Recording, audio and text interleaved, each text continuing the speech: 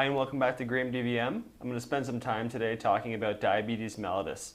I'm going to focus on the dogs because these are the guys where once this diagnosis is made, you can anticipate they're going to be treated for the rest of their lives.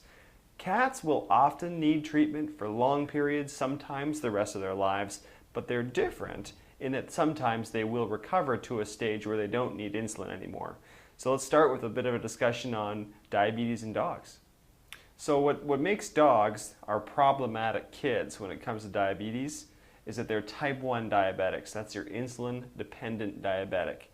This means they essentially have an inability to secrete insulin, which then serves the purpose of providing a pathway for blood sugar to be effectively utilized by the cells. So with this loss of natural insulin production internally, we then have to go and provide that insulin via some form of injection and allow that function to take place. The reason dogs get diabetes is sometimes a bit of a mystery. In other scenarios, we have a condition or disease that clearly predisposed them to developing this. The overall pathology in these dogs is basically damage to the beta cells in the pancreas. The pancreas is, of course, the organ of interest when it comes to diabetes, serving one of two functions: blood sugar control, and that's your beta cell, and then of course we have the enzyme secretion center, which releases these enzymes and helps with digestion. If there's beta cell damage, we can no longer secrete the insulin. We end up as a diabetic. This is the insulin-dependent diabetic state of a dog. In some cases, if we get pancreatitis, which is inflammation of the pancreas, we can cause damage to those beta cells. Those dogs, due to their pancreatitis, may develop diabetes. So finding pancreatitis in diabetics isn't necessarily a surprise. Other things that we know that can certainly contribute to the development of diabetes include viruses, cancers that affect the pancreas, severe intestinal disease, because intestinal disease can then cause secondary pancreatic disease, immune-mediated diseases, and even other endocrine diseases can all contribute to it. What we identify on the blood work in a diabetic is commonly a high blood sugar, not a low blood sugar, but a high blood sugar. And that's because all this energy, all this glucose circulating in the bloodstream has no way to be efficiently taken out of that bloodstream and used by those cells. So that number will climb and climb and climb. In complicated situations, dogs can develop what's called ketosis. This is a scenario where their body is trying to form some other energy source to fuel these cells when they can't use glucose. Those are typically the diabetics that come in very sick, and that's because they've typically been diabetic for an extended period and their body has been forced to make these kinds of adjustments to sustain itself. Another really important consideration when it comes to managing a diabetic is their diet. Typically we're feeding our diabetic patients twice a day a portioned amount of food. That allows us to titrate their insulin specifically to the energy going in.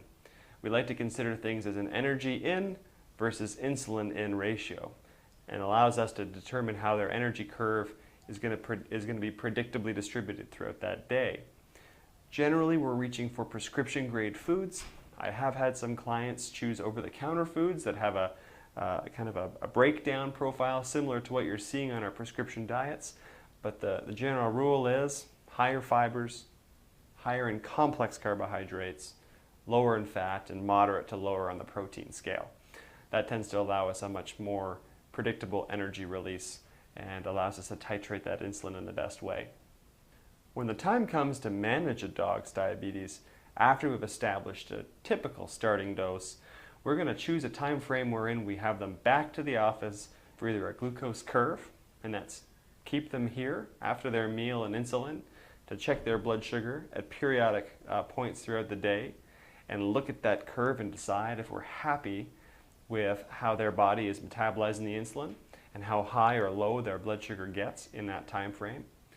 Or we may choose what's called a fructosamine. This is a special protein that we can sample from the blood that gives us essentially what would be an average of their blood sugar through all points in time over the past couple of weeks. That number is argued to be very helpful, especially in cats, where blood sugar in a hospital setting can be hard to accurately assess. The advantage to the fructosamine test is they're in, we take the sample, and they go right back home. So they're home with you. whereas a blood glucose curve, if done in a hospital setting, does require them to be there essentially from their morning meal to their evening meal. So the first insulin syringe I'm going to show you, this one we'll use typically in some of our more common dog insulins like NPH or Novolins. This is a U100 syringe. So this syringe has a very, very fine needle, and as you're taught to administer this insulin, your vet or your veterinary staff will teach you the right place and the right technique to do this. But this is only one particular type of insulin syringe, and it holds a very, very, very small quantity of insulin, measured in units. Another system that you're going to start seeing, and maybe one discussed with your vet if you haven't already been offered the option, is an insulin pen. And it allows you some convenient ways to actually just click to the number of units you're going to be giving, and you'll have disposable protective caps over the needle on the end, and the needle will be changed out each time. Advantages and disadvantages certainly exist. You know, how long these things will be kept in the house before needing replacement, storage methods, lots of things to consider when picking insulin. Cost is always a big one because diabetes is an expensive disease to be treating in the first place. Never mind all the insulin you have to pay for. So certainly talk about that and those options with your vet so you can decide what's the right one for you. I hope this video has helped to clarify what it means to be dealing with diabetes in your dogs and cats. As usual, post up your questions below. I'm happy to answer what I can. And until next time, we'll see you on Graham DVM.